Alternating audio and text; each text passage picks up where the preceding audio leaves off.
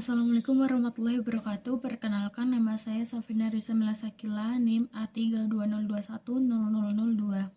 Di sini saya akan menjelaskan sedikit perbedaan antara wisata bahari, wisata budaya, wisata pertanian, wisata buruh, wisata ziarah, cagar alam, dan yang terakhir konvensi.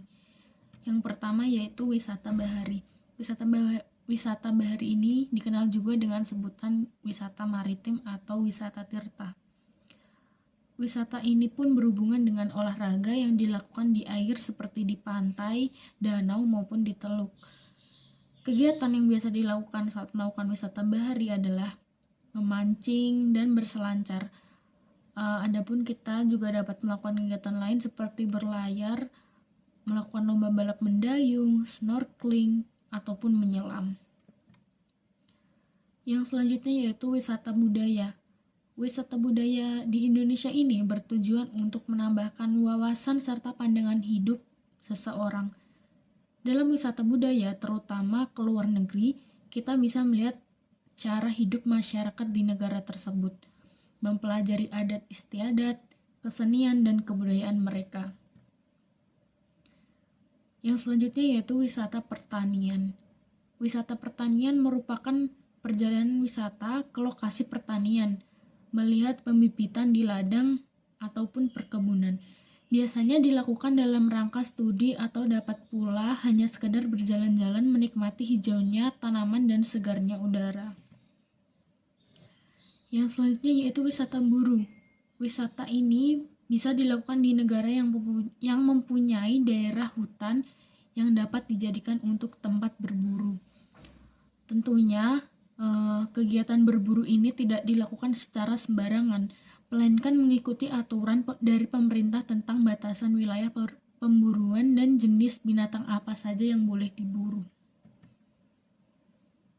Yang selanjutnya wisata sejarah.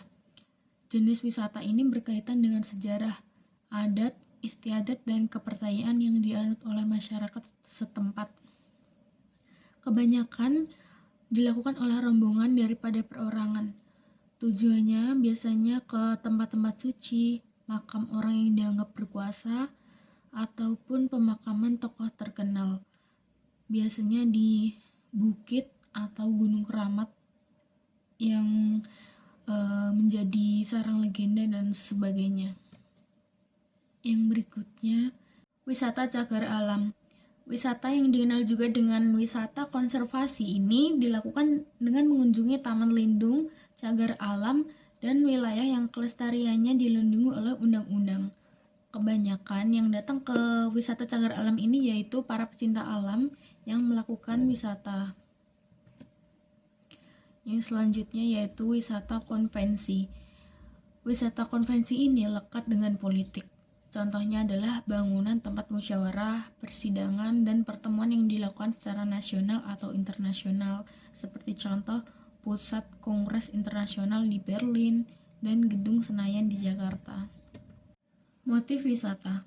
Wisata sejarah, mengunjungi berbagai peninggalan dan situs sejarah.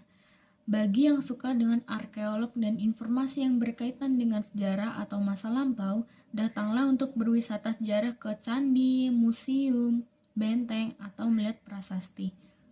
Yang selanjutnya wisata alam. Jenis wisata yang dilakukan dengan objek wisata berupa keindahan alam sekitar. Mata kita akan dimanjakan dengan keadaan alam yang menakjubkan dan sangat indah.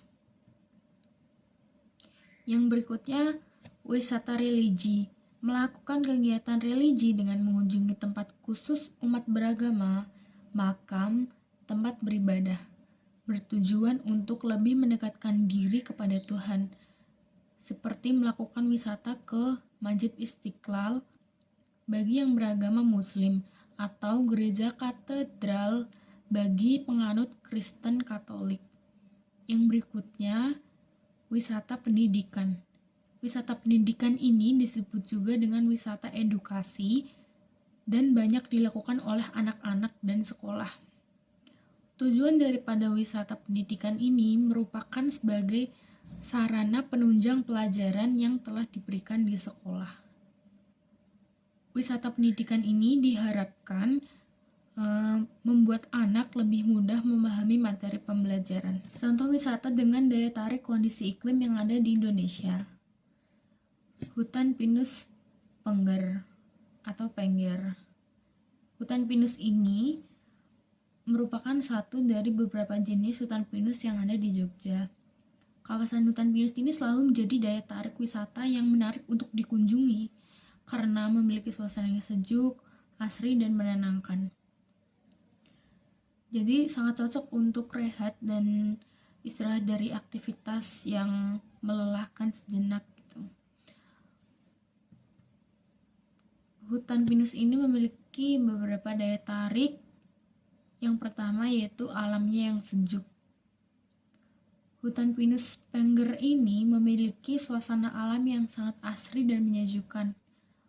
Pohonnya sangat rindang dan membuat udara terasa lebih sejuk dan menyegarkan. Jadi tidak salah apabila banyak pengunjung yang menjadikan tempat wisata hutan pinus ini sebagai lokasi untuk bersantai yang ada.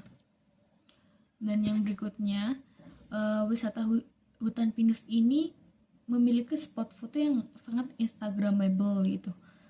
Jadi ketika kalian mengunjungi wisata hutan pinus ini, khususnya di malam hari juga ya, itu pemandangannya itu sangat bagus banget, sangat eksotik dengan hadirnya lampu kota yang terlihat dengan jelas dari ketinggian, sehingga itu akan menghasilkan foto yang sangat kece abis.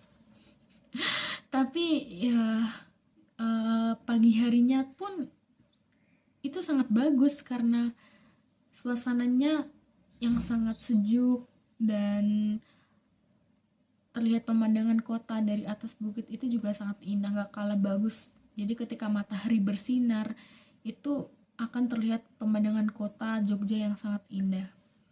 Jadi sekian video dari saya. Apabila ada salah kata saya mohon maaf. Wassalamualaikum warahmatullahi wabarakatuh.